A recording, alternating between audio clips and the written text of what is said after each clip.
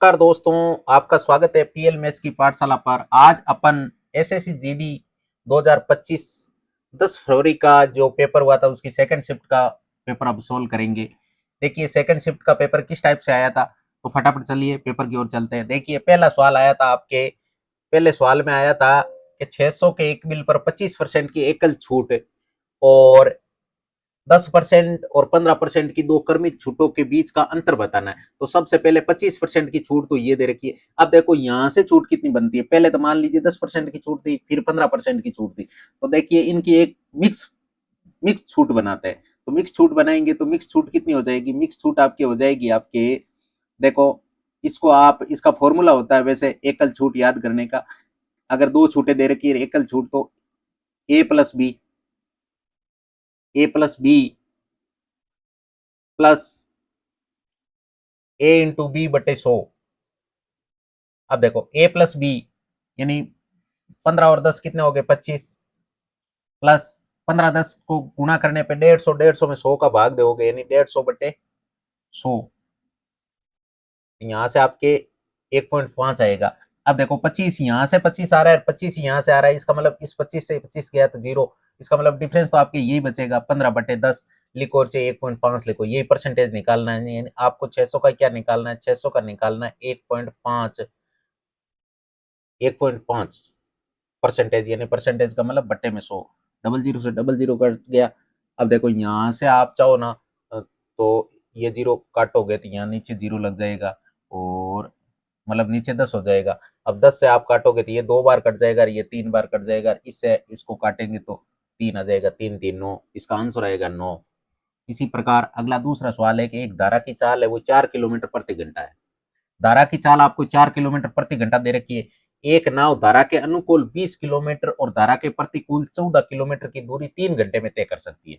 यानी धारा के अनुकूल तो कितनी चलती है 4 किलोमीटर, और सॉरी, धारा के अनुकूल 20 किलोमीटर की दूरी है जो x+y के हिसाब से। अब x+y, y का मतलब धारा की चाल जो आपको 4 किलोमीटर प्रति घंटा दे रखी है और वापस आते टाइम 14 किलोमीटर की स्पीड है, यानी उसके प्रतिकूल। अब प्रतिकूल का मतलब x-y, यानी आपके नाव की स्पीड में से धारा की स्पीड कम हो जाएगी, यानी x माइनस, और धारा की चाल कितनी है 4 किलोमीटर प्रति घंटा। ये दोनों ही दूरी कितने घंटे में तय करती है, 3 घंटे में। तो देखिए इस टाइप के सवाल को अगर आप बेसिक से सोल्व करोगे ना तो इसमें बहुत सारा टाइम लगेगा, क्योंकि ये टाइम कंज्यूमिंग सवाल है। इसलिए आप क्या करो, आप है ना एक्स की वैल्यू पुट करो, क्योंकि आपको एक्स की वैल्यू निकालनी है ना भाई, नाव की दूरी तो निकालनी है। इस तरह जल में नाव की चाल क्या होगी, तो ये आपने हमने एक्स मानी है, तो एक्स की वैल्यू यहाँ से आप पुट करके देखो। तो सबसे पहले अगर हम 6 पुट करते हैं, 6 तो यहाँ से कितने हो जाएंगे, 6 4 10, 20 में 10 का भाग 2 बार जाएगा। लेकिन यहाँ अगर आप 6 रखोगे तो 6 में से 4 जाएगा तो पीछे कितने बचेगा 2, और अगर 10 में 2, 14 में 2 का भाग दोगे 7 आएगा, और 7 में अगर आप 2 जोड़ोगे तो ये तो 9 हो जाएगा। लेकिन यहाँ तो आपको बराबर 3 किलोमीटर लेके आना। अब देखो यहाँ से आपको 3 वैल्यू लेके आनी, इसका मतलब आप यहाँ रखोगे 12, 12 रख के ट्राई करते हैं। 20 प्लस एक्स की जगह हमने रखा 12 प्लस 4 और 14/12 - 4। अब देखो 20, 20/16 प्लस 14/8। अब देखो दोनों के हर समान कर लो, इसका मतलब इसको 2/2 से गुणा करोगे तो ये तो आपके 20/16 है ही, और ये कितना हो जाएगा 28 बटे कितना हो जाएगा 16, और 28 और 20 को जोड़ोगे तो आपके 48, 48/16, 48 में 16 का भाग कितनी बार जा रहा है 3 बार। इसका मतलब ये आपके कन्फर्म, यहाँ से देखो 3 घंटे यहाँ आ रहा है और 3 घंटे यहाँ आ रहा है। इसका मतलब यहाँ से वेरीफाई हो रहा है बी की वैल्यू, मतलब एक्स की वैल्यू कितनी आ रही है 12 किलोमीटर प्रति घंटा। इसका मतलब ये दूसरा सवाल हो गया। अब देखो तीसरा सवाल है। तीसरे सवाल में हमें क्या करना है, 12 प्लस 6√2 और 8 - 4√2 का मध्यानुपाती याद करना है। अब मध्यानुपाती याद करने का फॉर्मूला क्या होता है, √a × b। अब देखो हम यहां से मान पुट करेंगे, ए की वैल्यू हमारे पास क्या है, ए की वैल्यू है 12 प्लस 6√2, ये तो आपके ए की वैल्यू है। और बी की वैल्यू क्या है 8 - 4√2। अब यहां से आप इसको सोल्व करोगे तो सबसे पहले ये 12 है ना, 12 को इस पूरे कोष्टक से गुणा करोगे तो देखो √12 को अगर 8 से गुणा करेंगे तो 12 8 96।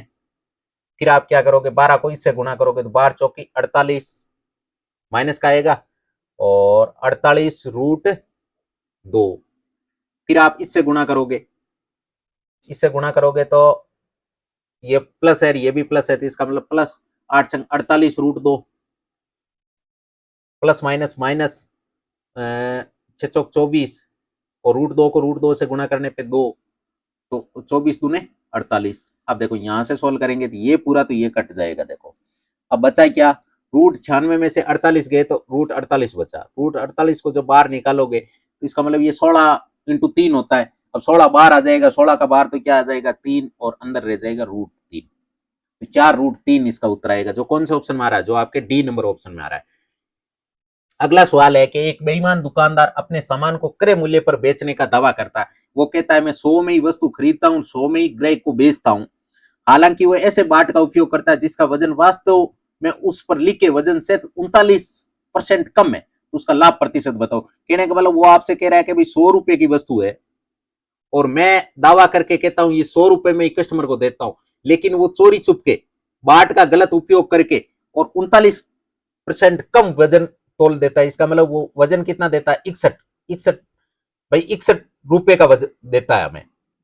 माना कि 100 रुपए का तो बोल रहा है, लेकिन वो हमें दे कितने रुपए का रहा है, 61 का। तो यहां से उसे बेनिफिट हो रहा है 39 रुपए का। किस पर, 61 पर, क्योंकि उसके तो खर्च 61 ही हुए ना, इंटू 100।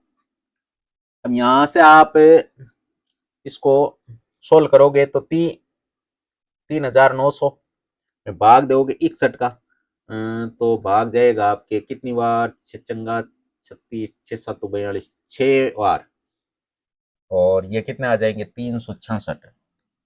यहाँ से आपके 24 बच जाएगा, 0 6×24 यानी 3 बार भाग जाएगा बराबर।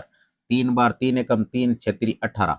अब देखो 183 और 200 के बीच में 17 का डिफरेंस, 17 और 40 कितने हो गए, 17 और 40 57, यहाँ से 57 का डिफरेंस आ गया, तो इसका वैल्यू क्या आ जाएगी, 63 सही 57/61। जो कौन से ऑप्शन मारा है, 63 सही 57/61, 63 सही 57/61 डी नंबर ऑप्शन में आ रहा है। तो इसका मतलब इसका डी नंबर ऑप्शन राइट हो गया। इसी प्रकार आपके देखिए पांचवा सवाल है। पांचवा सवाल है कि x का 2% यानी x इंटू 2% यानी 2/100 बराबर 240। 2 से आप काटोगे तो ये आपके 120 हो जाएगा, और ये 100 से गुणा करोगे तो 12,000 उत्तर आ जाएगा। कौन कौन से ऑप्शन में आ रहा है, बी नंबर ऑप्शन में। हाँ, छठा सवाल है कि 6√3 सेमी त्रिज्या वाले एक अर्धगोले का आयतन याद कीजिए। अर्धगोले का आयतन याद करने का फॉर्मूला क्या होता है, 2/3 पाई आर क्यूब। अब देखो आपके पाई की वैल्यू, सारे ही ऑप्शनों में पाई की वैल्यू दे रखी है, इसका मतलब पाई का मान नहीं रखना, पाई की जगह पाई रखना है। तो 2/3 पाई का पाई और आर क्यूब, आर की वैल्यू कितनी है 6√3 इंटू 6√3 इंटू 6√3, क्योंकि आर क्यूब है ना, इसलिए आर की वैल्यू 3 बार लिखिए। अब देखो जिनसे कटते हैं उनसे काट दो, तो यहां से 3 से आप काट दोगे ये 2 बार। अब देखो 2 दूनी 4 और 6×24, 24×6 144, 144, 144 √3 को √3 से गुणा करोगे तो 3 आएगा, और इंटू √3 पाई, ये वैल्यू आएगी। अब 144 को 3 से गुणा करोगे तो 34, 42, 420 और 12, 432, 432 √3 पाई। जो कौन से ऑप्शन में आ रहा है, 432 √3 पाई कौन से ऑप्शन में आ रहा है, जो आपके बी नंबर ऑप्शन में आ रहा है। तो ये इसका बी नंबर ऑप्शन राइट हो गया। इसी प्रकार अब देखो सातवां सवाल है कि 2/3, 5/7, 3/4 और 5/9 में सबसे छोटा कौन सा है। छोटा का मतलब किसका मान है वो सबसे कम आ रहा है। इसका मतलब इसको जब आप सोल्व करोगे तो ये तो आपके 0.66 आएगा। इसको सोल्व करोगे, इसको सोल्व करोगे तो ये आपके 50 हो जाएगा, और 50 में 7 का भाग दोगे तो 0.7 यानी 0.7 आएगा। इसका मतलब ये इससे तो ये बड़ा हो गया, इसका मतलब ये उत्तर होने की संभावना है नहीं। अब देखो 3.4 का मतलब होता है 0.75, इसका मतलब ये भी उत्तर होने की संभावना नहीं। अब इसको देखते हैं, अब ये 50 है, 50 है तो इसका मतलब 0 पॉइंट लगा दिया, पॉइंट लगाने पे 50 बना, 50 में 9 का भाग, 9×5 = 45 यानी 5 बार जाएगा। इसका मतलब वैल्यू आपके ये आएगी, यानी 5/9 है ना, ये सबसे छोटी वैल्यू है। तो कौन सा ऑप्शन हमारे, सी नंबर ऑप्शन में। इस प्रकार से हम चेक करते हैं। अब देखो अगला है आपके 8वां सवाल के 33 अमरूद के पेड़, 55 केले के पेड़ और 88 माल्टे के पेड़ों की को पंक्तियों में इस तरह लगाया जाना चाहिए कि प्रत्येक पंक्ति में केवल एक ही प्रकार के पेड़ों की संख्या समान हो। पंक्तियों की न्यूनतम संख्या जिसमें पेड़ लगाए जा सकते हैं याद कीजिए, यानी 33, 55 और 88। इसमें इस प्रकार की लाइनें लगानी है कि उस लाइन में केवल उसी के पौधे आने चाहिए। तो सबसे पहले कितनी पंक्ति बनेगी, तो सबसे पहले क्या करोगे, आप इसका निकालोगे एचसीएफ यानी हाईएस्ट कॉमन फैक्टर। अब हाईएस्ट कॉमन फैक्टर जब निकालोगे तो 33, 55 और 88 का हाईएस्ट कॉमन फैक्टर क्या आ रहा है, हाईएस्ट कॉमन फैक्टर आपके 11 आ रहा है। भाई 11 का भाग सब में जा रहा है। अब 33 में जब 11 का भाग दोगे तो भाग कितनी बार जाएगा, 3 बार। इसका मतलब इसकी 3 लाइनें बनेगी, इसकी 5 लाइनें बनेगी और इसकी कितनी बनेगी, इसकी आपके 8 लाइनें बनेगी। तो यहां से 3 5 8, 5 3 8 8 16, यानी इसका आंसर क्या आएगा, डी नंबर ऑप्शन 16। अब है आपके 9वां सवाल कि सचिन के 2 पोते चेतन और विपुल है।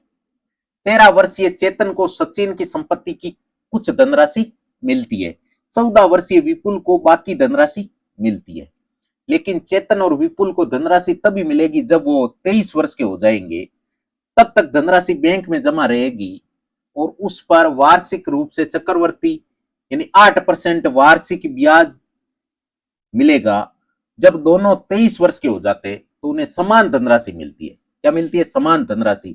यदि सचिन के पास कुल 23,400 रुपए थे तो सचिन ने विपुल को शुरुआत में कितनी धनराशि दी। अब देखो मेन एक्चुअल में सवाल वाला ये कह रहा है कि उसके 2 पोते चेतन और विपुल, एक 13 साल का है, एक 14 साल का है।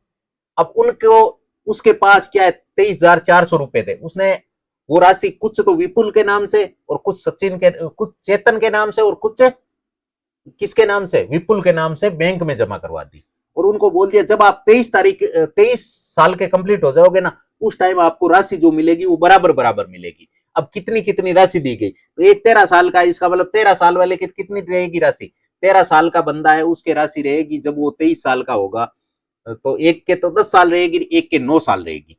एक की राशि 10 साल बैंक में रहेगी, एक के 9 साल। जिसकी 10 साल रहेगी उसको पैसे कम मिलेंगे और जिसकी 9 साल रहेगी उसको पैसे अधिक मिलेंगे। अब देखो यहां से आप जब इसको सोल्व करोगे तो सबसे पहले 8% आपको दर दे रखी है। इसका मतलब 8% की फ्रैक्शन वैल्यू क्या होती है, 2/25।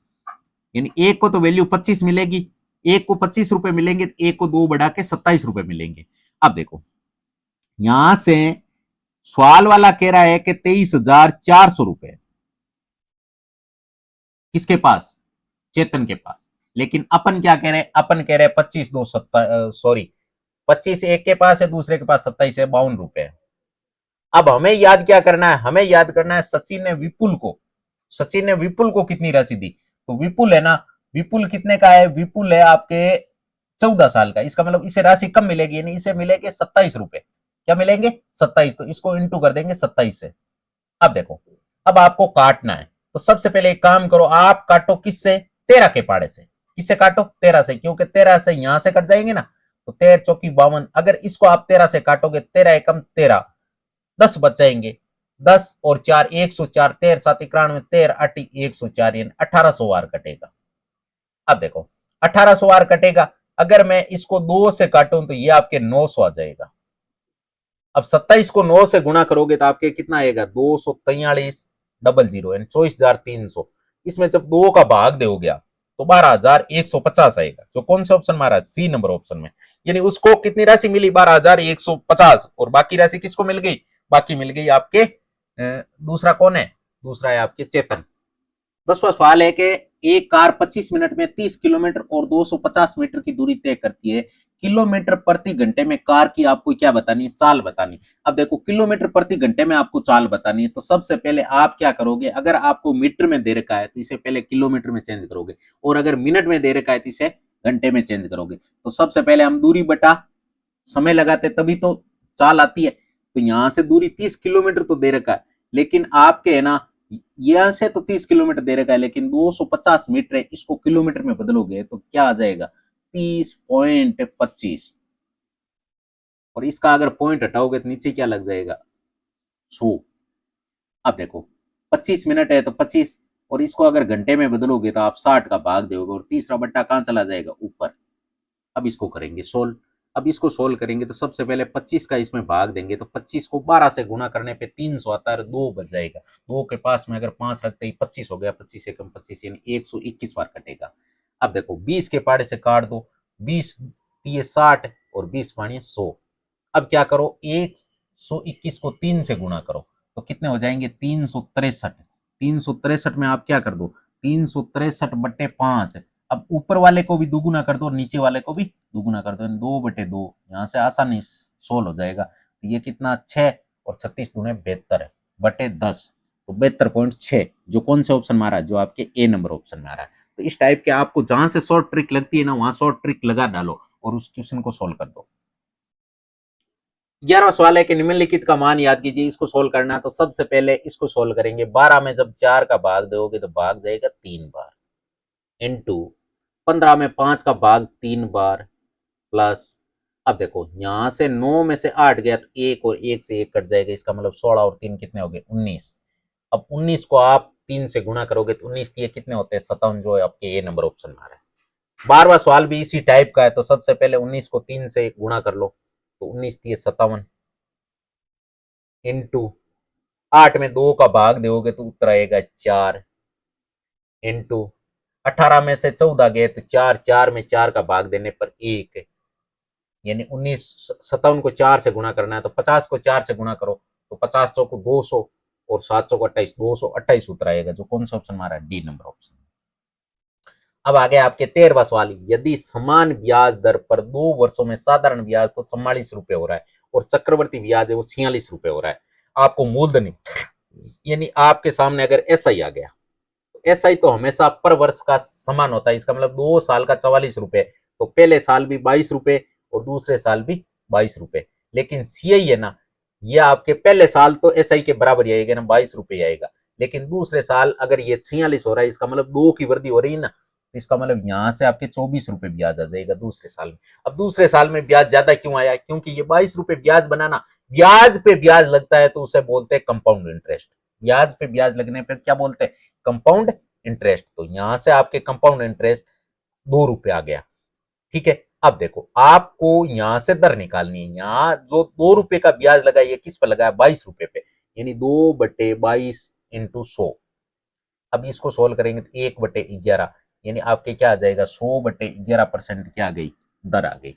अब 100/11% दर आ गई, आपको क्या याद करना है, मूलधन। एक साल का एसआई कितना है, 22 रुपए, तो एक साल का एसआई 22 इंटू 100 बटा, अगर आपको मूलधन याद करना है तो समय, समय 22 रुपए तो एक साल का, इसका मतलब समय तो एक साल, और दर कितनी है, 100/11, 11 तीसरा बट्टा कहां चला जाएगा, ऊपर।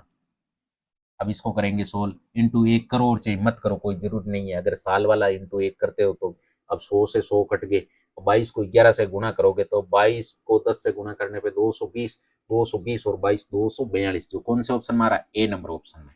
सारे प्रश्नों की आपको शॉर्ट ट्रिक और बेसिक, और कुछ सवाल ऐसे होते हैं जो यूनिट डिजिट से सोल्व हो जाते हैं, भाई ऑप्शन है कुछ सवाल, तो जिस हिसाब के मेथड सेट बैठते हैं ना, उस हिसाब से आपको सेट करना है, सारे मेथड आपको याद होने चाहिए, और सारे प्रकार की अगर आपको क्लासेस चाहिए तो इसी चैनल पे आपको स्टेप बाय स्टेप सारी क्लासें मिल जाएगी, इसलिए इस चैनल को फॉलो कर ले। और इसमें अगर किसी भी प्रकार का आपको कोई डाउट रहता तो आप वीडियो के नीचे कमेंट में भी बता सकते हैं कि मुझे ये सवाल समझ में नहीं है या कोई, तो मैं आपको उसका तुरंत समाधान बताऊंगा, क्यों आप आपसे मैं कांटेक्ट करूंगा। आप आपके मोबाइल नंबर भी उसमें छोड़ सकते हैं कमेंट बॉक्स में, या फिर कमेंट में आप लिख के भी बता सकते हैं। अगर कमेंट में लिख के बताओगे तो मैं आपको उसका सॉल्यूशन कमेंट में ही बताऊंगा। अगर आप कॉन्टेक्ट नंबर दोगे तो आपके आपसे हम व्हाट्सएप से कॉन्टेक्ट करके आपको पूरा चैप्टर वाइज चैप्टर पूरा क्लियर करेंगे। और मैं वादा करता हूँ इस चैनल पे आपको हमेशा ही है ना फ्री क्लासें मिलेगी। इस चैनल का मेन मोटिव मेरा यही है, पैसा कमाना नहीं है, मेरा मेन मोटिव है कि हर स्टूडेंट के पास मेरी क्लासें पहुंचे और हर स्टूडेंट को बेनिफिट हो। हर स्टूडेंट भी अगर मान लीजिए कोई भी अगर फीस है वो अफोर्ड कर नहीं पा रहा है, तो अगर फीस अफोर्ड नहीं कर पा रहा है ना, तो वो भी आराम से, क्योंकि आसानी से पढ़ सकता है, सारी चीजें सारे क्लियर कॉन्सेप्ट होंगे ना, तो उनको पेड कोर्स लेने की आवश्यकता ही नहीं है, क्योंकि बहुत सारे पेड कोर्स है, लेकिन अपन है ना वो फ्री में पढ़ाएंगे। सीधी सी बात है, अपन यूट्यूब पे पढ़ाएंगे और यूट्यूब पे क्लासें लगेंगी। और अगर मान लीजिए कोई आगे आने वाले टाइम के अंदर बाद में कोई आगे प्लान कोई सोचेंगे तो आगे, अभी फिलहाल है ना हमें फ्री का ही सोच रखा है और फ्री में ही काम करेंगे। अब देखिए आपका 14वां सवाल है कि एक कक्षा में 57 विद्यार्थियों की औसत आयु कितनी है, 13 वर्ष है। यदि शिक्षक की आयु भी सम्मिलित कर दी जाए तो संपूर्ण समूह की औसत आयु कितनी हो जाती है? 14 वर्ष। तो शिक्षक की आयु बताओ। अब यहां से 57 विद्यार्थी है, कितने विद्यार्थी है? 57 विद्यार्थी है। कितने विद्यार्थी? 57। और 57 विद्यार्थियों की औसत आयु कितनी है? 13 साल। अब एक आया शिक्षक है, तो टोटल कितने लोग हो गए? 58 लोग हो गए। अब 58 लोग है और इनकी आयु है ना, उसमें भी डिफरेंस आ गया, कितना हो गई? 14 साल। इसका मतलब शिक्षक यहां से आपका एवरेज 14 लेके चलेगा, लेकिन ये 57 थे ना, इनके भी 1-1 किलो की वृद्धि कर दी। इसका मतलब 57 किलो यहां से और लेके आया। तो 14 और 57 कितने होते हैं? 14 और 57 7 4 कितने होते हैं? 11। तो 7 4 11, इसका मतलब 71 kg। कितने आ गया? 71 kg। यहाँ से 71 kg वजन वो लेके आया है। 15वां सवाल है कि प्रखर अपने स्कूल से 24 किलोमीटर प्रति घंटे की चाल से जाता है और 36 किलोमीटर प्रति घंटे की चाल से वापस आता है। पूरी यात्रा के लिए औसत चाल बतानी। औसत चाल याद करने का फॉर्मूला, अगर दो चाल दे रखी हो तो कैसे होता है कि 2 × x × y x+y। अब देखो यहां से जब आप सोल्व करोगे, 2 × x की वैल्यू 24 किलोमीटर प्रति घंटा और y की वैल्यू 36 किलोमीटर प्रति घंटा, और 24 और 36 को जोड़ोगे तो 60 किलोमीटर प्रति 60। अब देखो यहां से आप काट दो, तो 12×3 = 36 और 12×5 = 60। अब देखो 24 दूने 72, 72 दूने 144, 144 में आप 5 का भाग दोगे। जब 5 का भाग देते हैं तो इसको कर दो दुगुना, 144 का दुगुना 288, और एक संख्या छोड़ के पॉइंट लगा दो, तो 28.8 किलोमीटर प्रति घंटा। कौन सा ऑप्शन मारा है? सी नंबर ऑप्शन में। तो यही इसकी औसत चाल हो गई। अब आपके 16वां सवाल है कि वार्षिक साधारण ब्याज की समान दर पर कैसे हुए वो 5,400 की राशि का निवेश करता है, और तुषार है वो 10,200 राशि का निवेश करता है। यदि 3 वर्ष के अंत में तुषार को कैसे उसे कितने रुपए अधिक मिलते हैं? 360 रुपए अधिक ब्याज में मिलते हैं। अब 360 रुपए अधिक क्यों मिलते हैं? क्योंकि इसने तो 5,400 रुपए लगाए, लेकिन इसने 10,200 रुपए लगाए। तो यहाँ से इसकी राशि अधिक तो ब्याज अधिक। ये 360 रुपए ब्याज है ना, ये किस पे मिला है? ये 360 रुपए ब्याज है ना, ये आपके कितना आ गया इनके और इनके बीच का डिफरेंस? तो देखो 10,000 और 5400 के बीच का डिफरेंस 4600, 4600 और दोनों 200, 4800, यहाँ से 4,800 का डिफरेंस आ गया।